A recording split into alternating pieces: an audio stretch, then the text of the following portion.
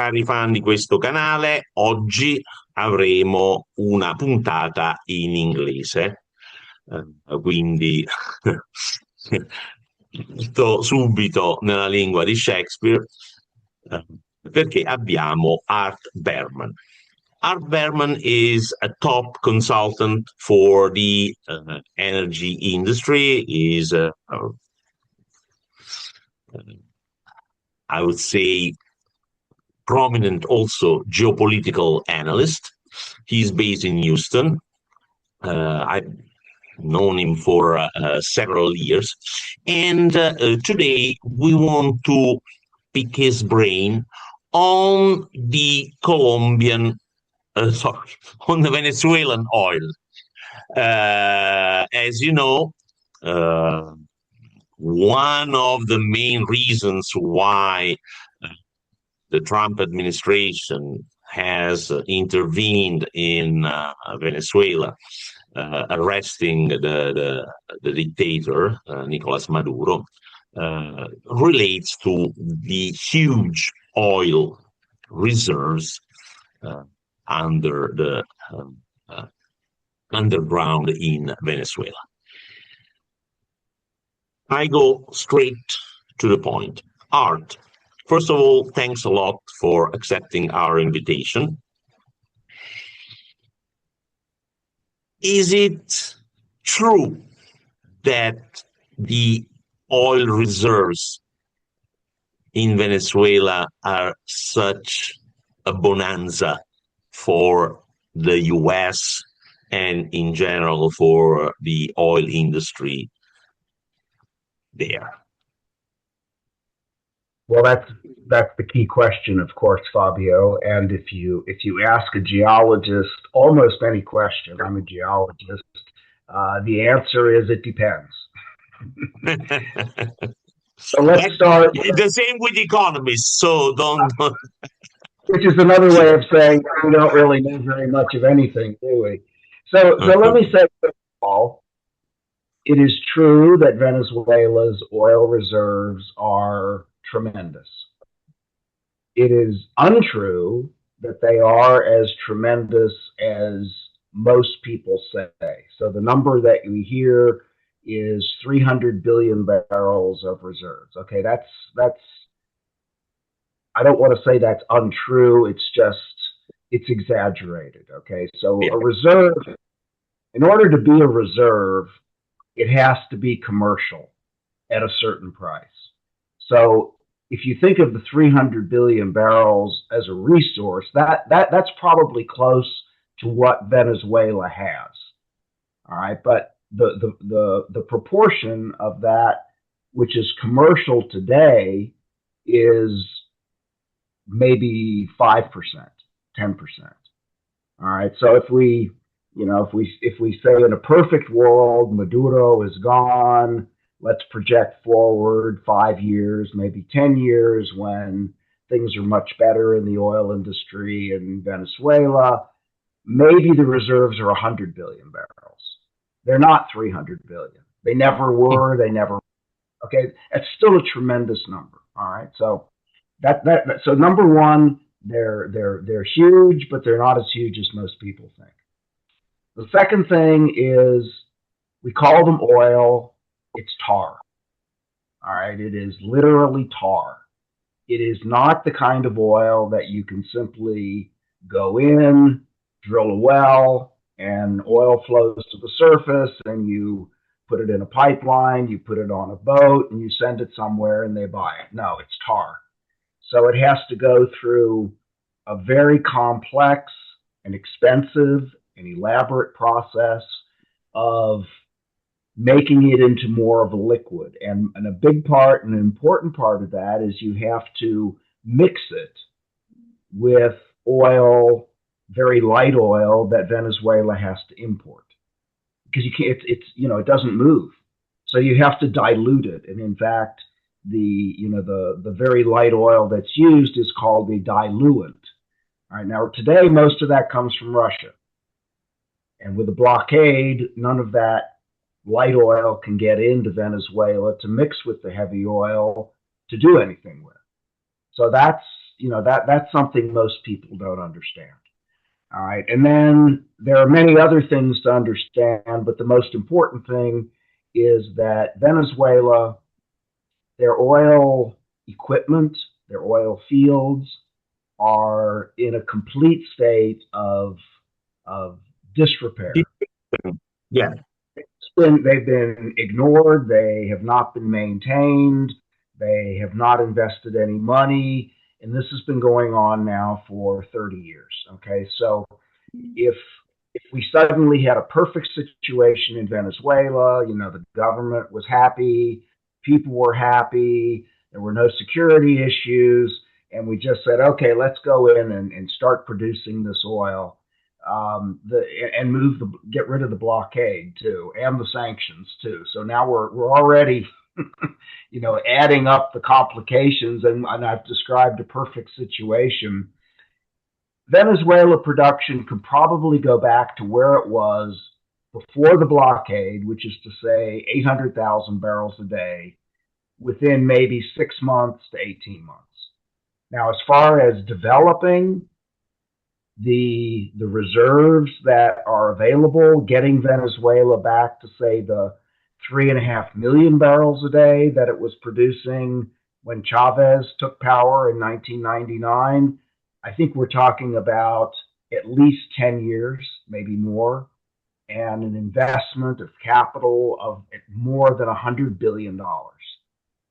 Okay, so the idea that we just move in and all of a sudden we have an oil bonanza for so many reasons, it's not untrue.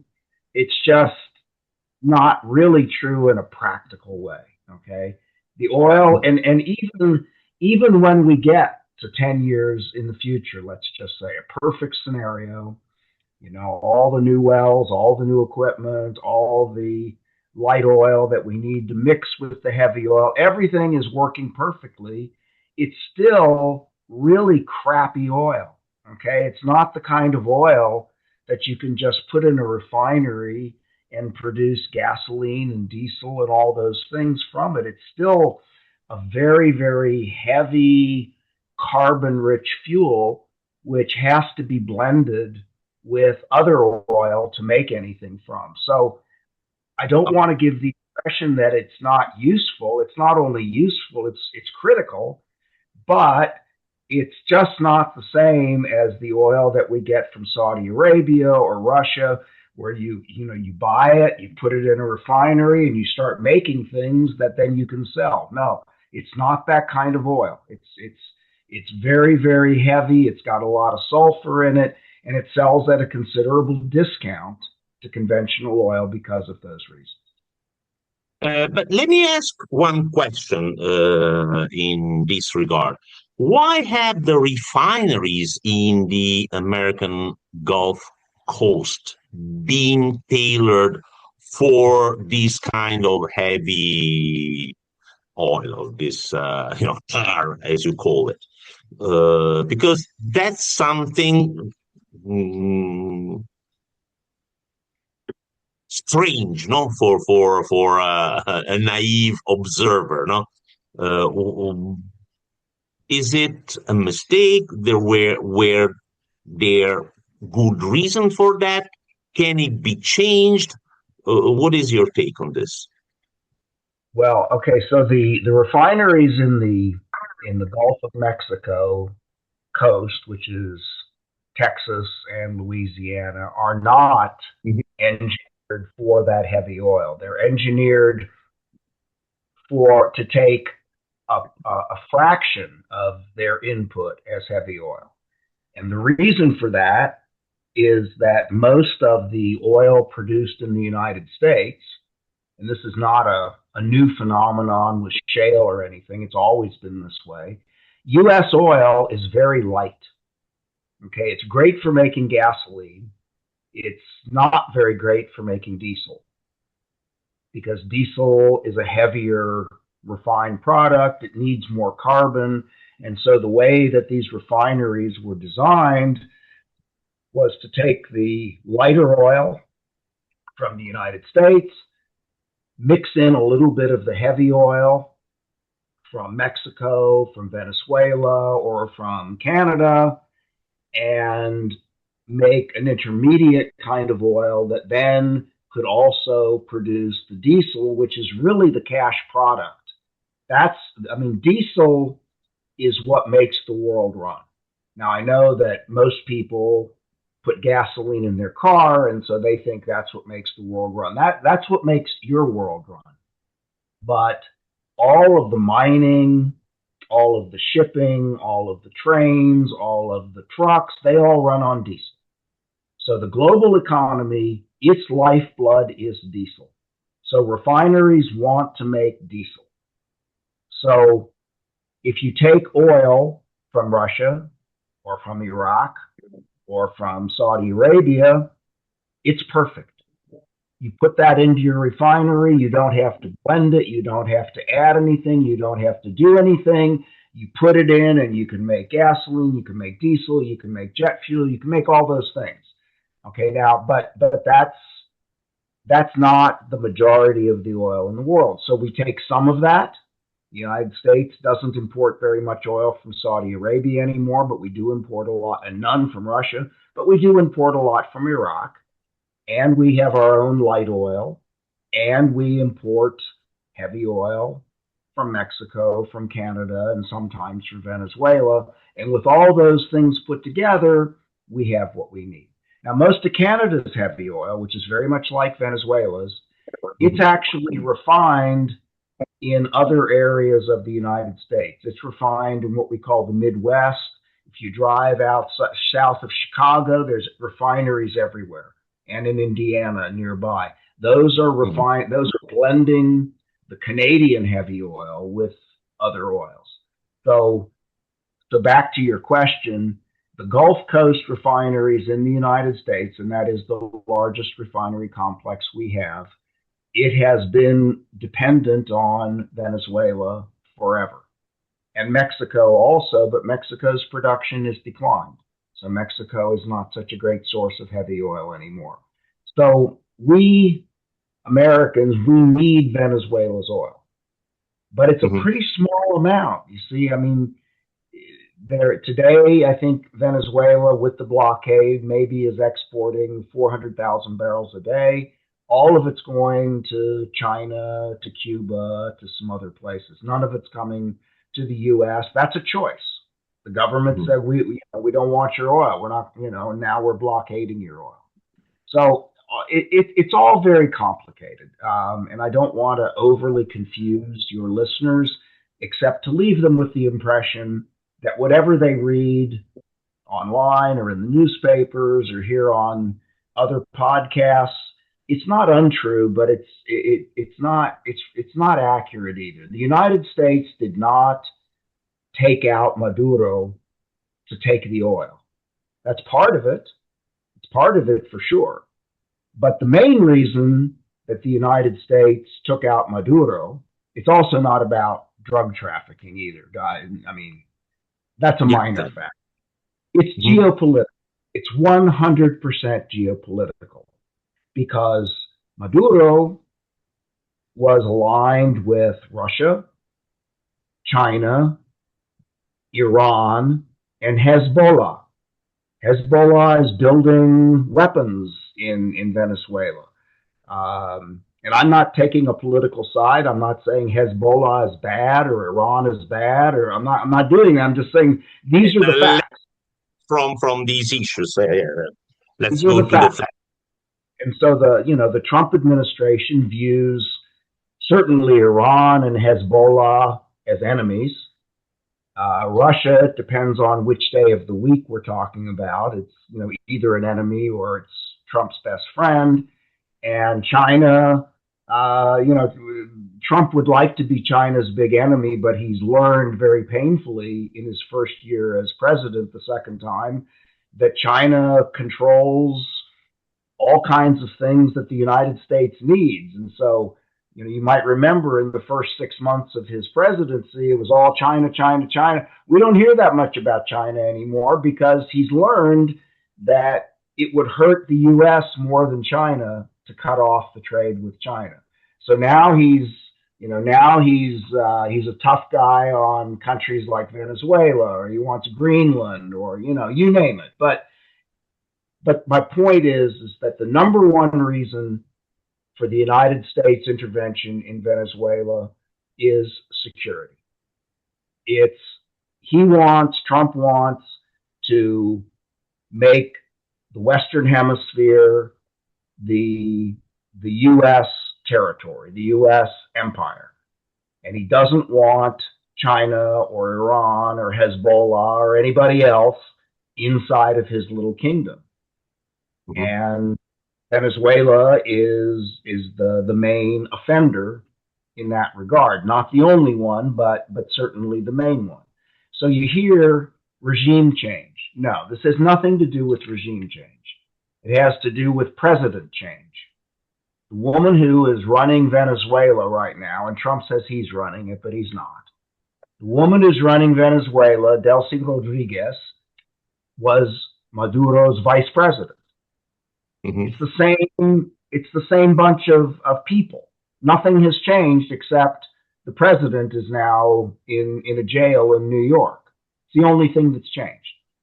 Okay, so sorry to interrupt you. Let's focus on this because Alberto is, a great expert on China. He has lived there for several years. He's been doing business there. So, Alberto, what do you think about this geopolitical play by Trump in conjunction with China? And do you agree with Art? Is it something you want to explain more in detail? No, I agree with Art. I mean, it's not all about oil or drug trafficking. I mean, China, Russia, Iran are intruders in an area which is critical, which is considered to be the home turf of the United States. And they cannot tolerate that any further.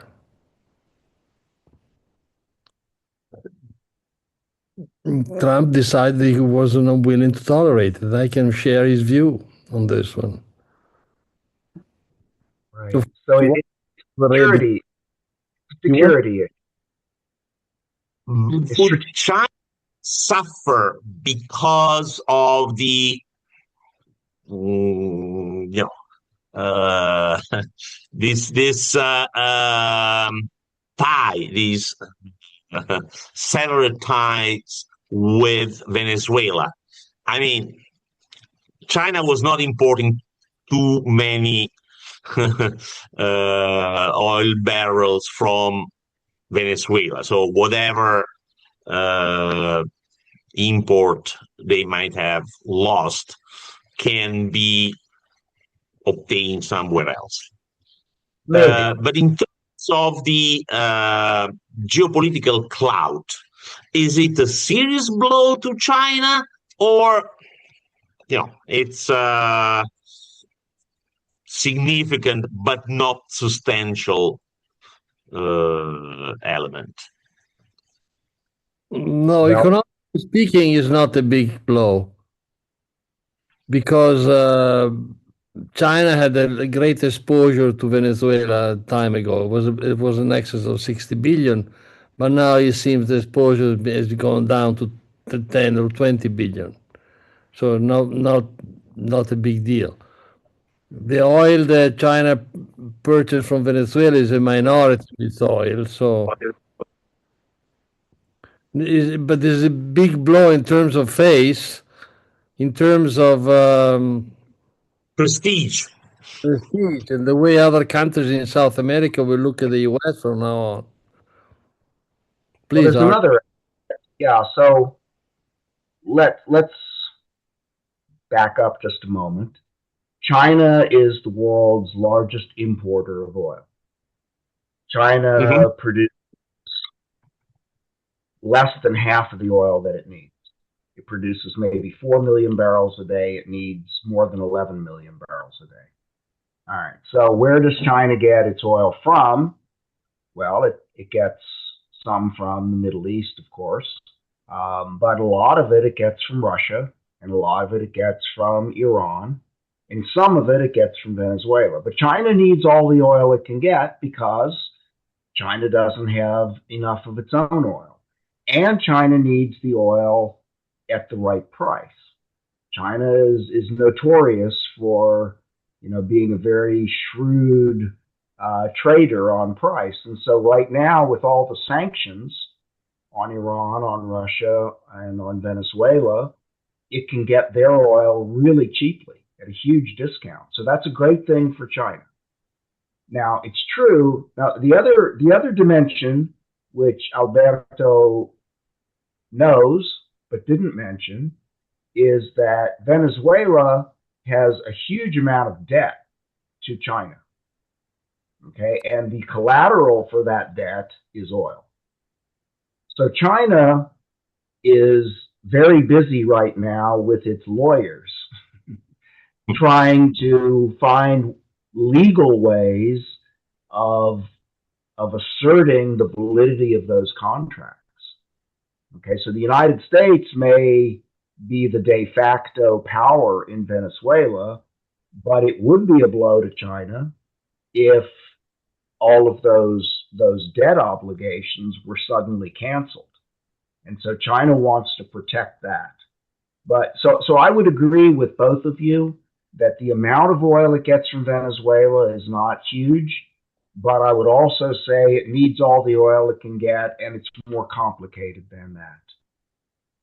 So, but again, you have to remember that the situation today is, first, there's a blockade, so it's very difficult for oil to be exported from Venezuela. The blockade also prevents the Russian light oil that's needed to mix with the Venezuelan oil in order to export it. So what's happening right now is that almost no oil is leaving Venezuela, and it doesn't have any storage left. And so right now, they're closing wells. They're shutting in the wells. Now, with this heavy oil, that's a really bad thing. It's tar that barely moves, and if it stops moving, maybe it doesn't come back. It's a bad thing to close any well, any oil well, in my opinion. But it's particularly bad in this case, and especially because the infrastructure and the service company facilities simply aren't available to do all the sophisticated things that are needed to restore the production once they open the wells again. So the other factor that I think is crucial for people to understand is that the president or the executive administration of Venezuela doesn't really run the country. It's run by militias. There are thousands of generals in the Venezuelan army. There's probably 100 times more generals in the Venezuelan army than in any other army as a percentage, and that's because each one of those generals is a warlord. Each one of those generals has a territory that he's allowed to loot.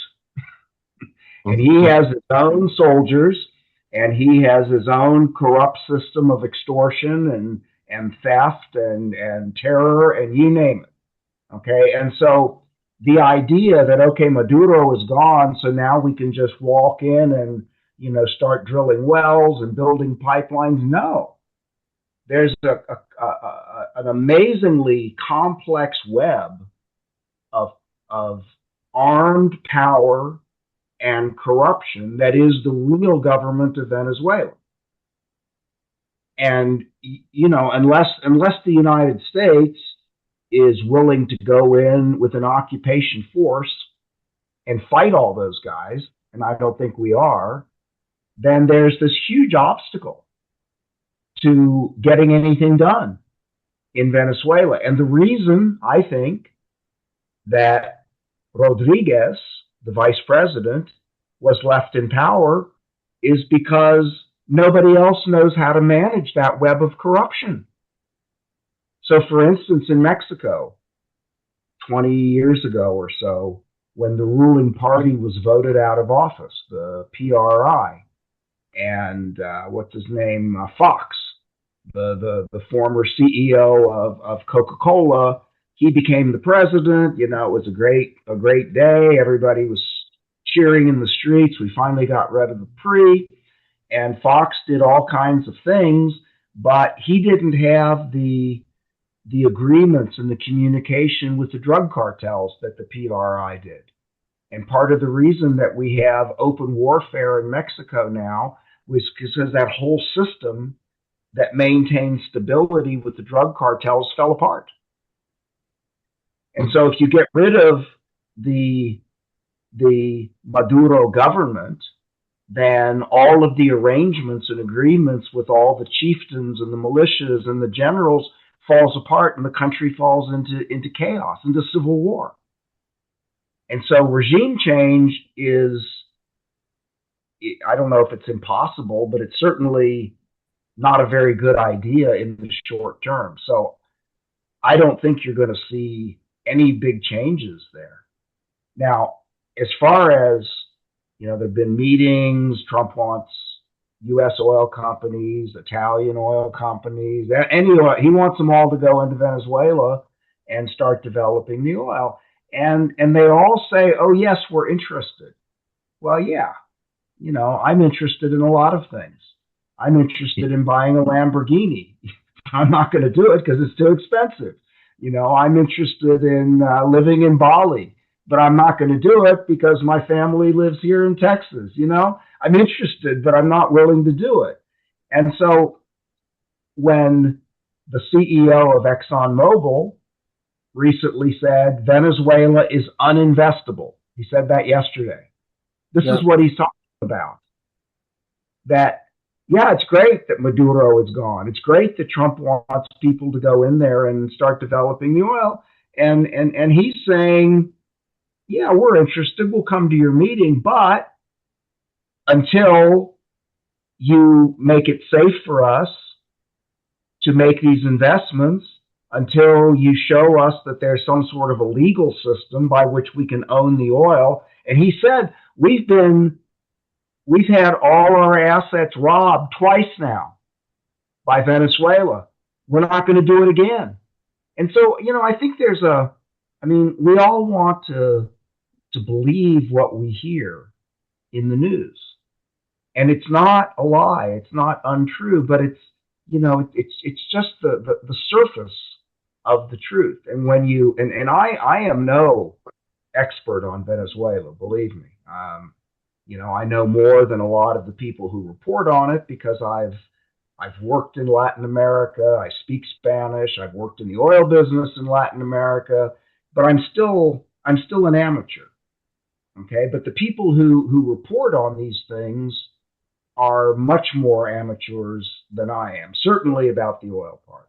And so they're just telling you what the White House tells them to tell you. I mean, that's the way it always is. And again, I'm not being critical. I'm not being negative. I'm just saying, you know, don't believe everything you hear. So my view is that in the first thing that has to happen in Venezuela for production of oil to increase is we need to, the blockade has to go away. All right. Have either of you guys heard anything about the end of the blockade? Because I haven't. No. Okay. No. Will it end? Sure, it'll end sometime, but it's not ending now. Okay. So until the blockade ends, nothing is going to happen with Venezuelan oil production. Zero. It can't.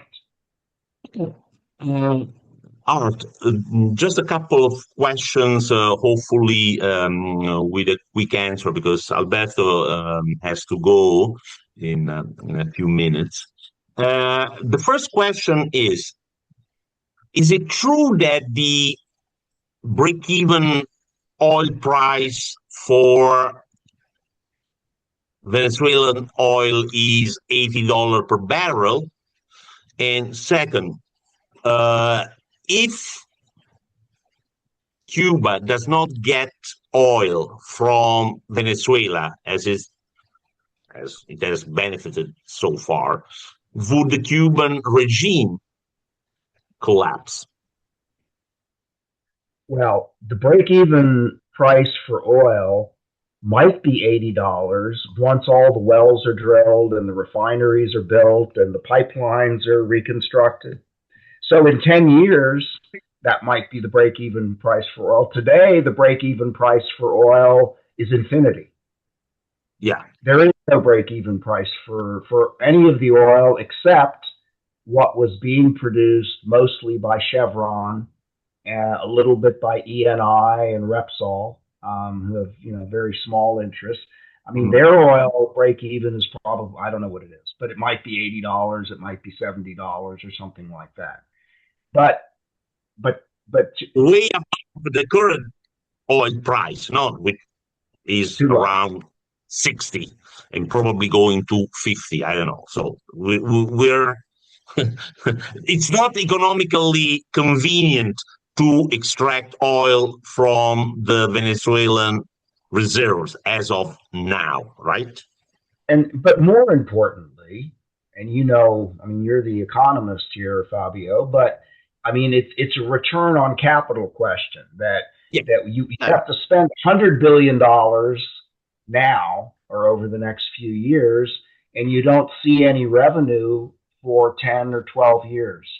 And so in order to break even on that investment, I mean, you're not going to break even in the best of all possible situations for 20 years, maybe 25 years, because you're spending all of that money up front. Now, Cuba is a very unstable regime to begin with economically. And this is making it less stable, okay, because it relies on all of its oil comes from Venezuela and gets a big discount on the oil because it's a fellow socialist communist regime. Okay, so I'm sure that Cuba is in worse shape than usual. Cuba's always in pretty bad shape, at least as far as the people go. So I think Cuba, Cuban people are suffering tremendously right now. But I'm not qualified to talk about, whether I think there'll be an uprising in Cuba. I mean, in some ways I hope not, because that makes life even worse for the people. But I don't have information to support that. Okay, Art, I want to thank you from the deepest of my heart for your kindness. I'm sure our viewers will appreciate how sharp you have pointed out the key issues pertaining to the Venezuelan oil and the geopolitics of this intervention. And I hope to have you on this channel again in the near future to pick your brain when new developments will take place. Thanks a lot. Ciao, Alberto. Thank you, Art.